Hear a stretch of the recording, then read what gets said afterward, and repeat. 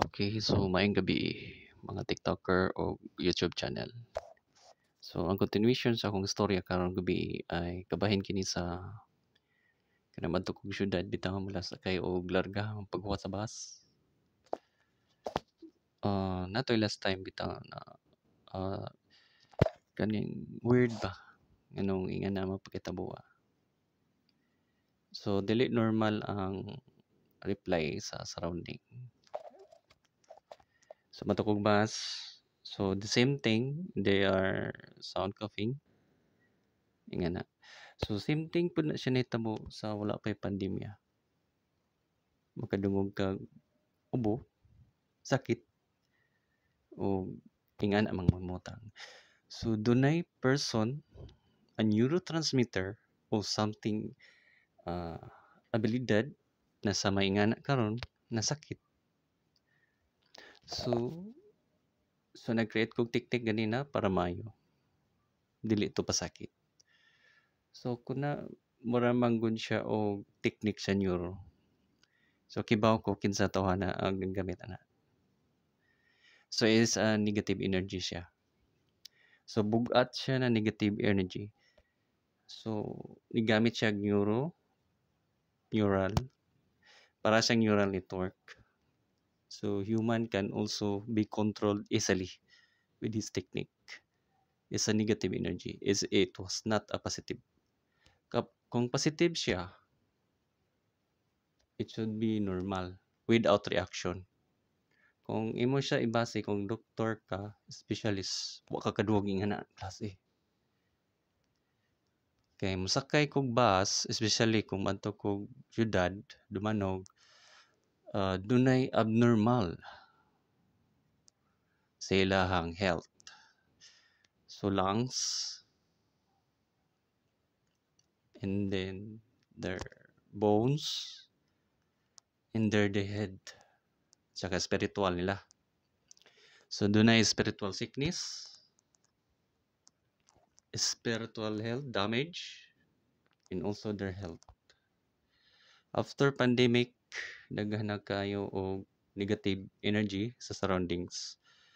Ang una-una sa taon usab the society, including the unsay na panghitabo karon. So scientists can explain kung unsay nahitabo karon. I'm not a scientist, I'm just an ordinary person just to explain kung unsa ako na-experience dali sa probinsya. Pero few recognize sa akong YouTube channel. So maihapra nako kinsay tao mo appreciate ani og dili. Siguro sa future tagnaan ako daghan mo appreciate kay wala sa kabalo sa akong kay tuon lang komedya. Okay ra, normal ra ang komedya ug katawa didto. So depende ra na unsa pag-react sa tao o kuan. Kay diha na kumibo ang tao kung usa ka hugaw ay ang hunahuna ug limpyo ba kung makita didto. Kung hugaw ay ang hunahuna, nagduda siya. Ingan ako, kung limpyo, wa koy problema na. Kay diha na ko makita ang character god sa inside sa tao kung unsa pag-react, unsa ang gipang-post ko didto. Mao na i-bounce back. I-bounce back memorying na ko niya. Kinsa man ka? Ano, sayang ka storya ko ba? Kinsa man ka mo judge ako. Tao man ka. Mao na ko pasabot. Di man god kay diri sa kalibutan god. Kung unsay makita na sayop, dili na walay chance sa mga tao bitaw na pwede i-correct ilahang nasaypan dito sa ipang buhat. Wala sila Ginoo ba? Mo correct sa tao mo. Ana. Lahi ra gyud kinay Diyos Ginoo. Mao na kung na sabtan diay kay bisag unsa pa ka kuan ang mga tao ingana. Ang Ginoo nakasabot ta daan. Sa Ginoo na animo sunod adlaw ug sa future. So karon akong na experience dire. Mao ni. Naa sa tiktik mao ni siya, neural siya, base. So human engineered siya, dili siya. May baom na kugot tanawa. Bas. Wala siya monitoring ba? Kamantay man ko. Sito man. Obo. Pagbot syudad, same thing. South Bus Terminal. in sa mall. So diha ko ka-realize the ilado ko. Ngano na kay ngana ko kay they recognize something na sakto akong sulti dito. Pero gingan ang nagpaagi, aro inon kong sayop. Pero sa balay di ay, dili man. Kay sakto mo dito. Ingon bitaw ko nila na sa tanan butang na sa gipang buhat, doon ako punto dito na igo og points dito na ako. Di mo kadawat kay sakit man. Mo may ana mo paagi. Ako tao ko honest ko mustorya. Bahala kung say sakit yung panulti yun diha. Kung ako kay mo ba sige sulti niyo, labaw pag sakit kayo. Kay ngano, tinuod man. Pagkaigo, pagkasakit, pero di ko muubo. Pagkatawar ko kay ngano, tinuod man. Sa tinong katapos ang adlaw god, wa na mo wiangay kastorya og bakak god. Kung ang tawag gani mo angkon ka sa tinuod, dili ig anak paagi. Dapat gani mo kanta ka, malipay ka, muampo kasi mo silingan. Kana mo sakto. Kibaw ka magpasaylo. Dili kibaw ang pasaylo. Ing ana pa maagi, wara magog gangster nga na god. Kibaw ka kinayas gangster. Ang gangster di kibaw ko an. Mangita gubot. Gusto nila dominance society. Ako di ko gingana. Di ko ka-blame sa uban ko, dili laim ko tagnaw na. Pero nasa ko kaila na mga kuan. Pero tarong man. Sa ato pa wala pa sila na learn sa ilang warag estudyante sila ba.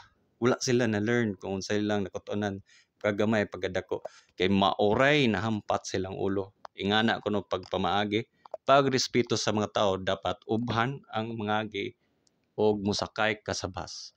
Kung ang tao dunay sayop, tan-aw ka sa imong kagalingon limpyo ka. Oh. Ako di ko mangkon limpyo ko kay tanan tao magdes kalibutan, makasala ba ya? Mao bitaw magsita gabos Ginoo magpasaylo ta. Ug dunay grasya gikahatag nga. Ug kana aglansang na kana sa krus niya. Kay kana gibuhat na niya, gisakripisyo para luwasod ta. Muna. Ug wala ko gastorya dari og mga kuan. Ug tinuod na siya nitabo. So karong panahon na grabe ang pagsulay na abot ato. Kaning financial ug sa mga utang. Grabe man challenge kay kana laging gusto ka mo bayad. Ang tuo pa sa utang di pag ko na bayad. Ya, mao man akong source of income dia. Printing services man lang. Nya kibaw ko suban di kasabot kay ang rason lagi dapat mo na to akong buhaton. Para ka gi-pressure ba nga na. So akong gibuhat ron. So nangita ko bagi para magkwarta para itapa lang ato. So dili ko mag-ingon magdali-dali kay na ako sa Pilipinas, basic salary at same time crisis ta pod kay dunay gubat sa Iran o sa Israel. So mo na naka-cause og domino effect kay ang ekonomiya mo back down naman pod economic recession kay tungod ana pagkatabuan. May tag dili mo dako ang ingana mapagkatabuan ng gubat kay dako man ka daghang epektuhan sa tibuok kalibutan. Usahay bitaw maglibog kung anong ang proposal sa kuan. Warag dili bitaw pang improvement. Gusto nila ipaana jud ba. So doon na sila purpose nganong ilahon anaon sa mga elites ang mga i-control ang mga tao sa kalibutan dumbarabag di may ubang gobyerno okay raman tabang na pero nyo ka-realize ko doon na diferensya gid ba sa karong panahon na.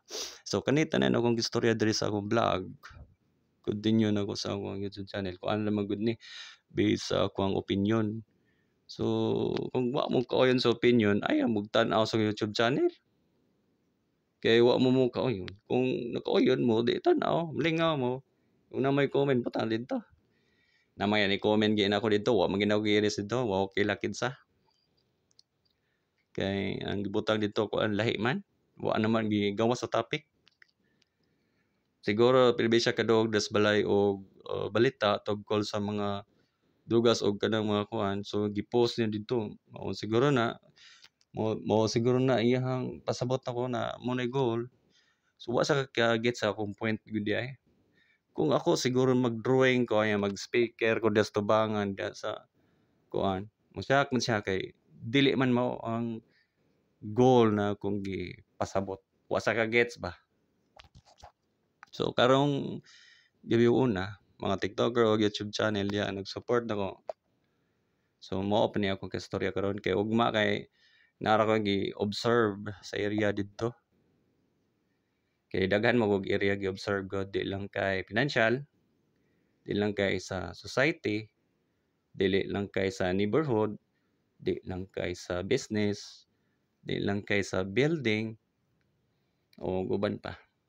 Kay mas gindot mo gud nga ni good kay in the future makita nila diri unsay history gyud diri sa lugar, unsay istorya diri kay di ba dato mo bantayan na masapawan ta kay dunay opresyon sa mga tao kabahin sa lugar na opinyon ra gud nato gud di gyud na mo bantayan kay social media dunay opresyon wala ra gog basket god you defend yourself you always kada bitong nakasabot na ka unsay gibuhat mo pero dunay gyud tawo mo oppress kay wa sila kasabot so mao ra ni gabihan na akong tapuson na ako ang vlog salamat